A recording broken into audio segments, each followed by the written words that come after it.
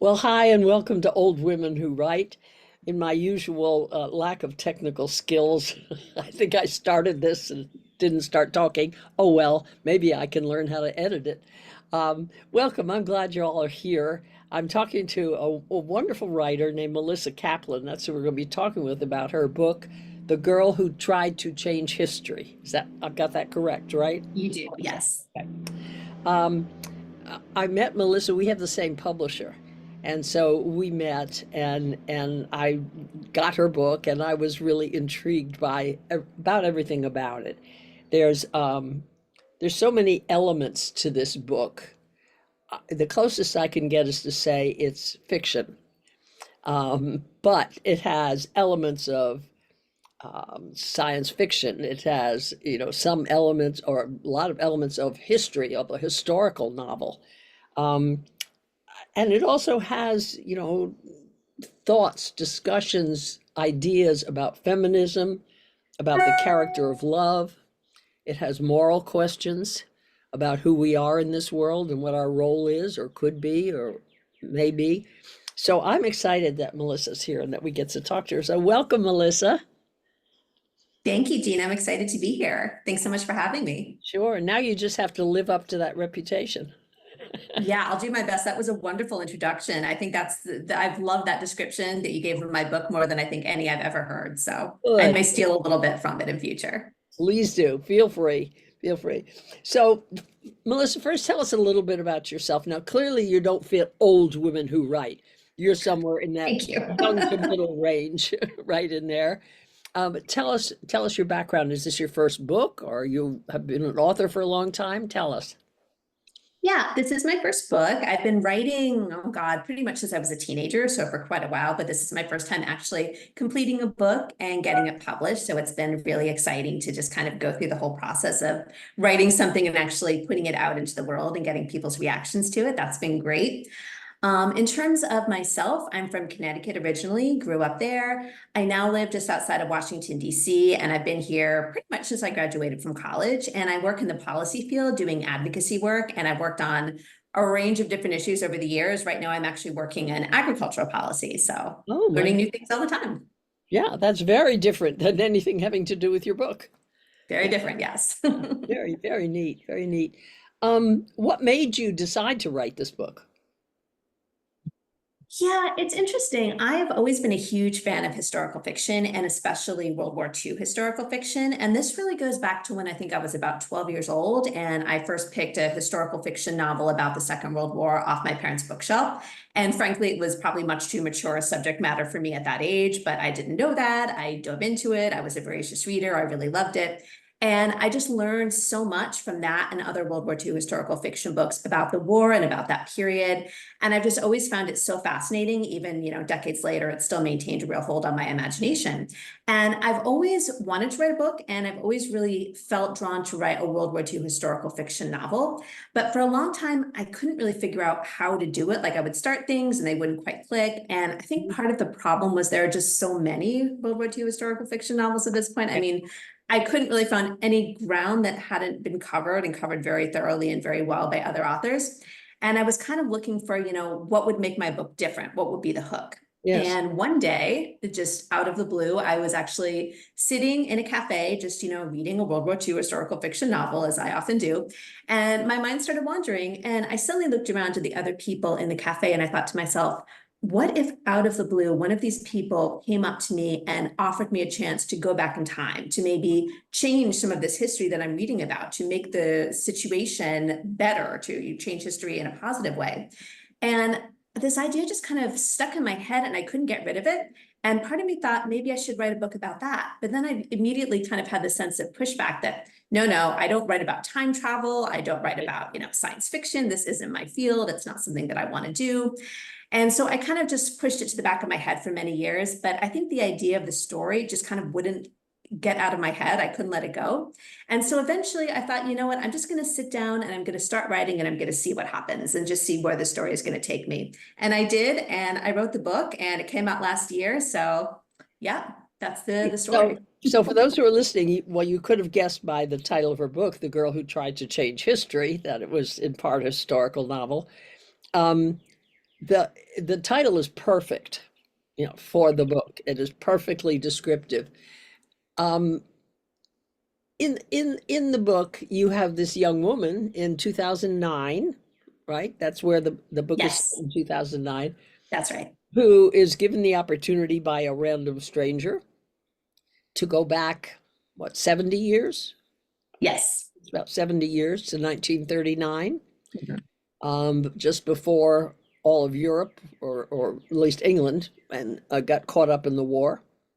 Caught up, don't you love the way I say got caught up in, was involved in the war.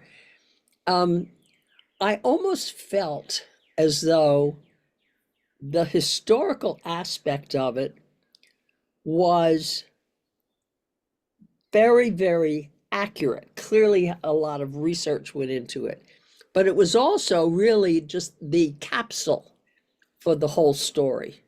Mm. It wasn't about World War II, although it was about the morality of it, the results of it, the terrible effect of it on people. It wasn't, so it's not like I'm going to read a World War II novel that's going to, talk about all the politics and up close and the fighting and that kind of thing. Am I Yeah. am I correct in that? Yeah, I think that makes sense. I think I see World War II as more the setting, but the Yeah. story, even though the origin is this main character, Vivian, is sent back in time to make changes to the world in order to change the outcome in some ways of World War II's history.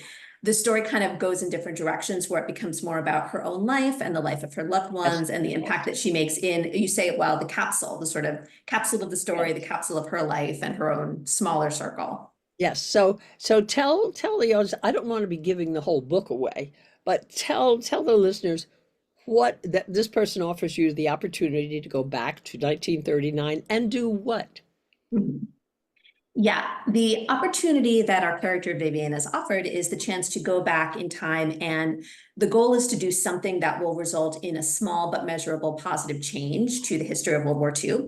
And the specific assignment she's given is rescuing Jewish children from Germany and bringing them to England before the war begins. And the idea is that she will be part of this sort of underground railroad. She'll bring the children back. She'll use her historical knowledge to be able to, kind of navigate this world.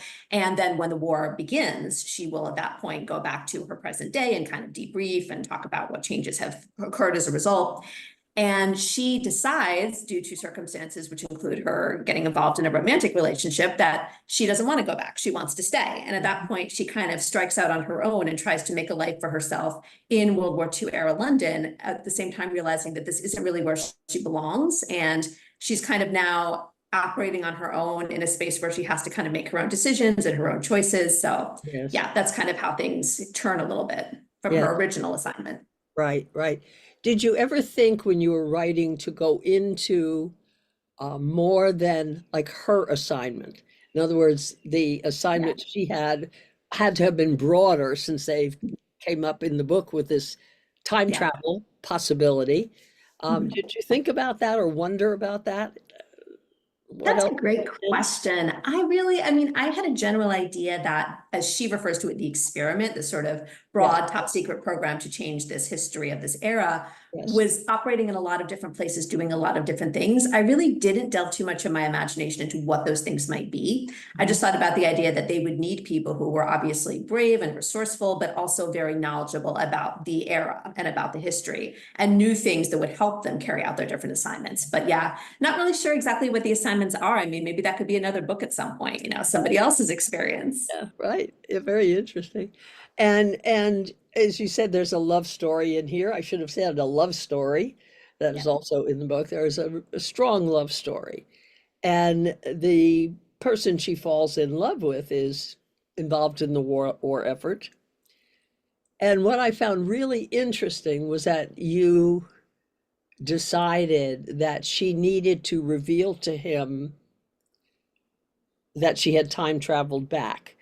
What made Yeah. you decide that she had to tell him about that?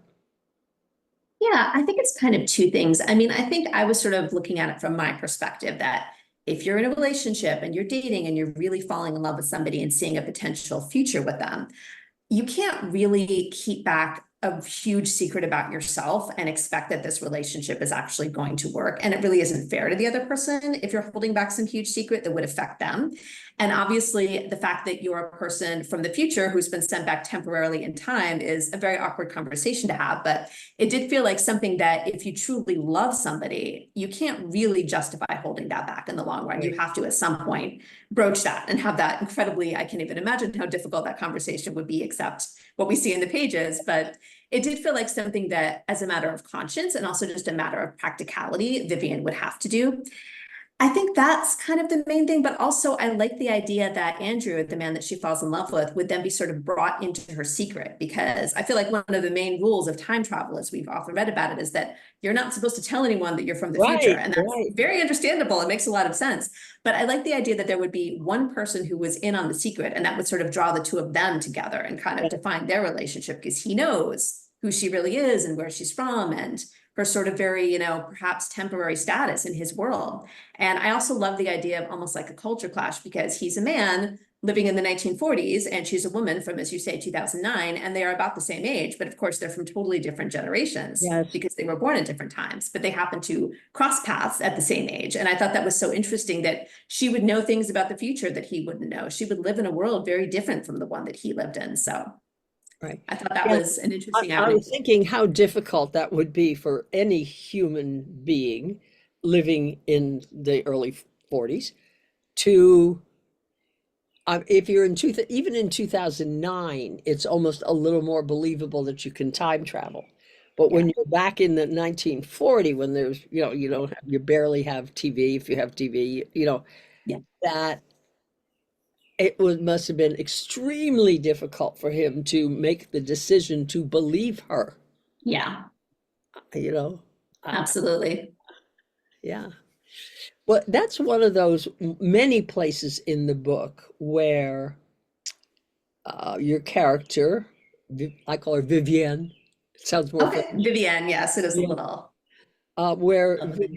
Vivienne makes a moral decision. She does that a number of times throughout the book.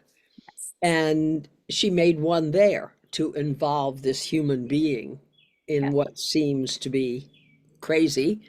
Yeah. She makes other ones too. She makes decisions when she goes and rescues children, about what she's doing and why she's doing it, and what the future of those children and the future of those parents are. Yeah. It's got to be difficult. Yeah. She also faces a moral crisis with a friend that she Yes. meets back there. And I found that very interesting, because that's where the sort of feminist questions begin to Yes. come up. And again, I'm trying to talk about this without giving away the entire plot of your. I know it's difficult, isn't it? I find Right. the same thing when I talk about the book too, Yeah, without wanting to give it all away, but trying to get into some of right, these themes. right. But she's leading her friend in one direction, and Mhm. then seeing how that could affect herself, and Yes. her future back in 2009 Yes. goes back. And so she leads her friend in a different direction. And she has that moral ambiguity, that moral question in front of her about what's the right thing to do here for her and for me. And it Yes. brings up that question of, when you make decisions about what's right for this person and what's right for me, Yeah. that can really clash. Yeah. And for those of us here in 2024, we know that we get to live with our decisions and be able to explain them to ourselves, you know, in a way that makes them okay. Yeah. Did you struggle with writing that part of the book? I did, because it just honestly made me so sad, because I had come to love both of these women characters. So there's Vivian and there's her friend Molly, and developing their relationship and their friendship was something that I really enjoyed as a writer, and I enjoyed seeing happen on the page. And I love seeing the ways that her friendship with Vivian kind of helped Molly to open up and to grow and to see new possibilities. And then the fact that Vivian had to make a very difficult moral choice that constrained some of Molly's opportunities and changed the path of her life.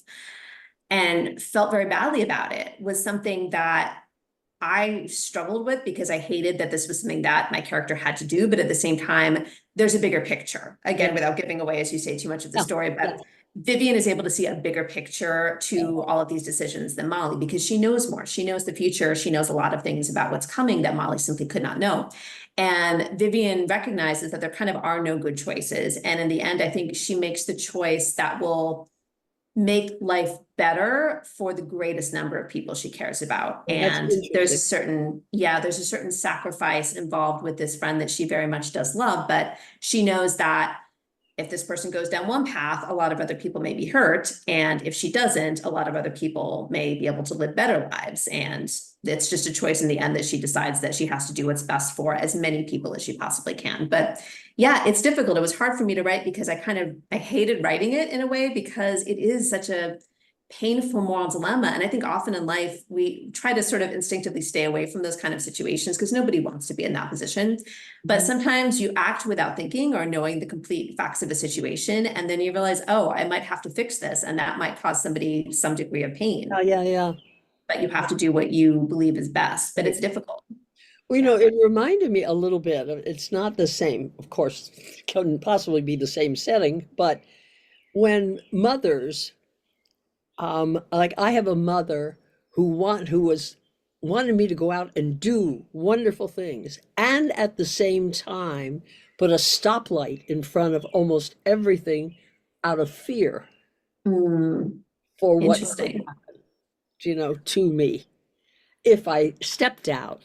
And almost by the time I was a young adult, I could see the conflict that she had, trying to do the best for, in this case, one person, me, not the whole world. um, but I could see the conflict. She had to choose between keeping me safe and wanting me to experience, the world. Yeah. So I can get that as an aspect of what was going on here.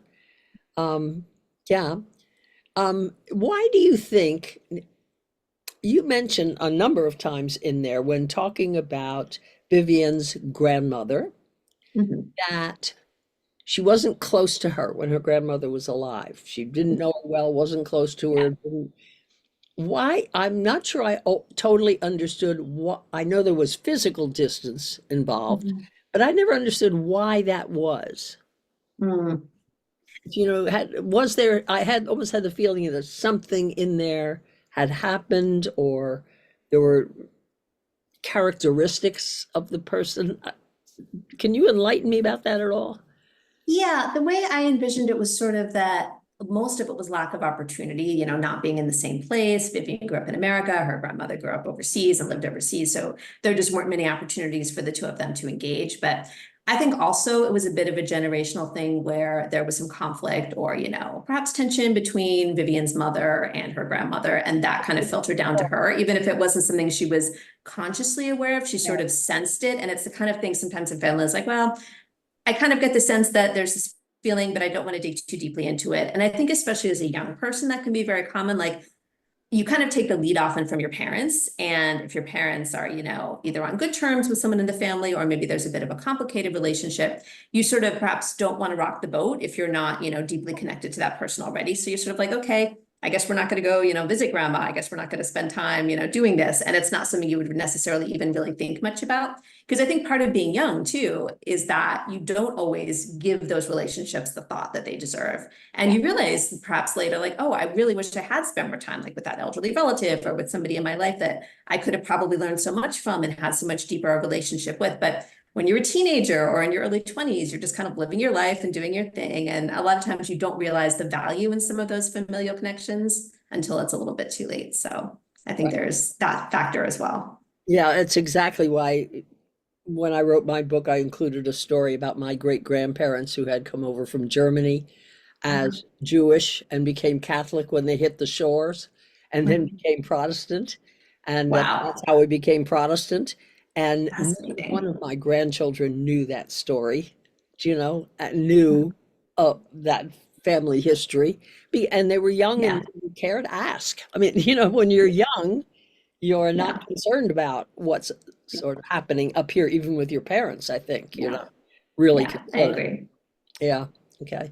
So tell me, as a writer, I'm always fascinated. I'm terrified by fiction writers, just so you know. I cannot imagine where that imagination comes from. And so I'm scared to A death. lot going on in this head. Yeah, I think so. So tell me, because I've talked to so many writers about, or read about writers, really, how they write or why they write. I recently asked, why do you write for my Facebook group, Old Women Who Write? And the answers were all over the block, but there was a big, strong element of, I don't have a choice. Mm. That the characters demand it, or my brain demands it, the plot demands it, something. There's an element of extra of influence. Is that true for you? Yeah, that's such an interesting way of putting it. I think that is true for me in some situations because when I was younger, I had the idea that I want to write. I want to be a writer. But I was the kind of person who sort of saw that as a goal and I was just kind of waiting for a great story to just kind of, I guess, drop into my lap. And I Yes. would sit down and I would face the blank page and I would try to create something and it never worked in my experience, at least. It wasn't happening for me. And I think what sort of drove me into actually becoming much more productive and creative as I got older was that I got more life experience. I lived more. I sort of got more insights and knowledge just in the way that, you know more things at 40 than you do at 20. That's Yes. just the way life is supposed to go. And as I got older and experienced more and lived more, I think that sort of my mind became a little bit more filled with ideas that I wanted to explore because I had thoughts and I had the ideas for stories and characters that somewhat came out of my own experience. They were still fiction. They weren't based on my actual life, but at the same time, I brought, I guess, elements of myself to these stories. And then I thought, oh, I could write about a character and they could do this. And that's a way of exploring this idea that's important to me, or this other, story that just kind of circles in my head. And maybe like this one, I kind of can't get it out of my brain. So I'll sit down and write and see where it goes. So yeah, I think there is that kind of insistence sometimes that, there's a story inside you that you just have to get out. Maybe there's a character who's just kind of sitting there like, you have to tell my story. You just absolutely have to put it out into the world. So I can relate to that. I don't know if I've had quite that experience, but I've definitely had stories and books that I've written where I just felt like something is happening here. There's a story. I'm bit by bit figuring out what it is. But once I got it out, I was like, oh, of course. Now I see where this was coming from and why there was such a need for me to write this. Wow. Yeah. I'm so impressed. Really. Thank you. I don't feel like I've really done much. It's just kind of, I get thoughts in my mind that then need to be sort of put onto, paper or computer or whatever the case is, and just kind of hopefully shared with the world and with other people who will Yeah. enjoy it and understand it. So, Well, I'm going to jump back to the book with one more question because I meant to ask you and I forgot. When Vivian goes back to 2009 in mhm. the book, do you think she ever, and if I missed it, just let me know. Do you Yeah. think she ever thought about whether she was successful in what she went to do? I mean, do you think she thought about, was that worth it? I mean, aside from the romance part. Yeah. Yeah, I mean, there definitely is a bit towards the end where she mulls those questions, and a lot of it has to do with kind of weighing the good she did against the impacts that she had that, weren't so good, where people that she loved were affected in ways that, she wished they hadn't been by her decisions.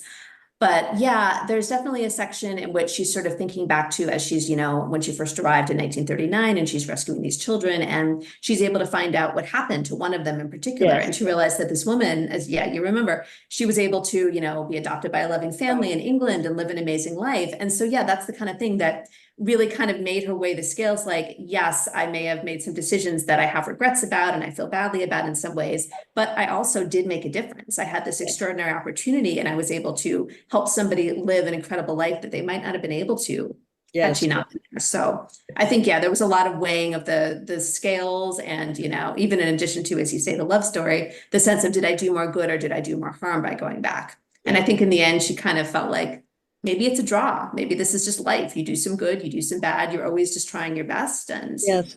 you have to accept it all kind of comes with the territory. Makes sense. Yes. Yes. I have to tell you, I was talking to somebody about your book the other day, and I said, well, it begins in a cemetery and ends in a cemetery. Yeah, actually, that is so interesting because I've never really thought about that before, and you're Yes, absolutely right. I said, but a whole lot happens in between those two. How funny. I literally never even made that connection before, and it's so obvious too, and I just never Yep, thought of it. yep. But yeah.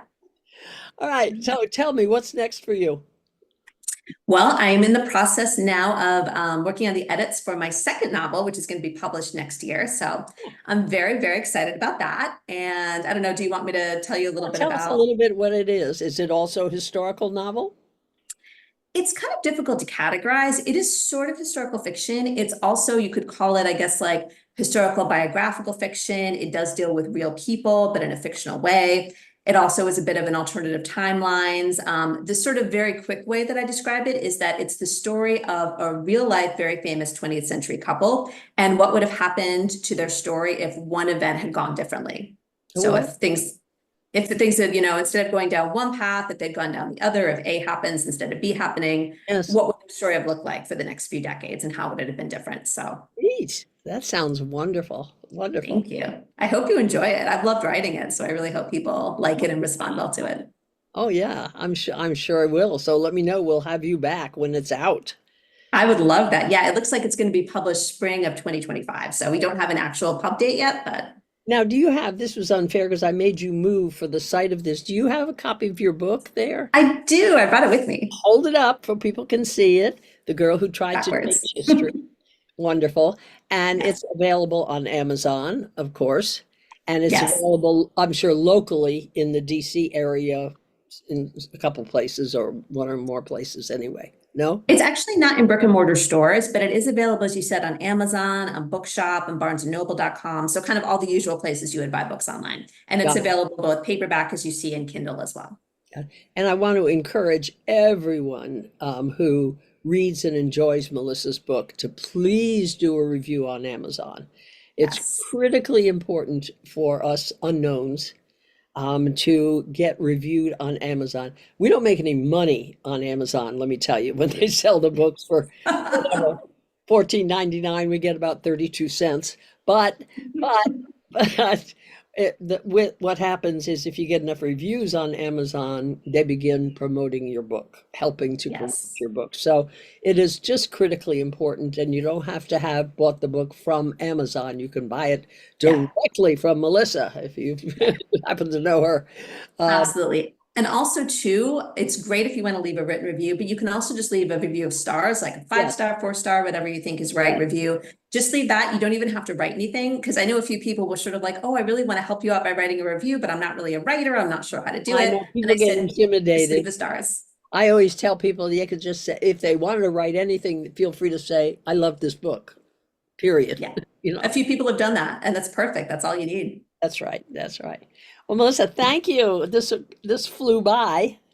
Yeah, it really, oh my goodness, it really did. Thank you so much, Jean. Yeah, I thank you for being here, and I encourage everybody out there to give a read to The Girl Who Tried to Change History. It's such an intriguing title and an intriguing concept. So, yay. So thank you, and thank you all for paying attention, for watching, listening, whatever it is you're doing with here. Um, and I'll see you next time with another female author. Bye.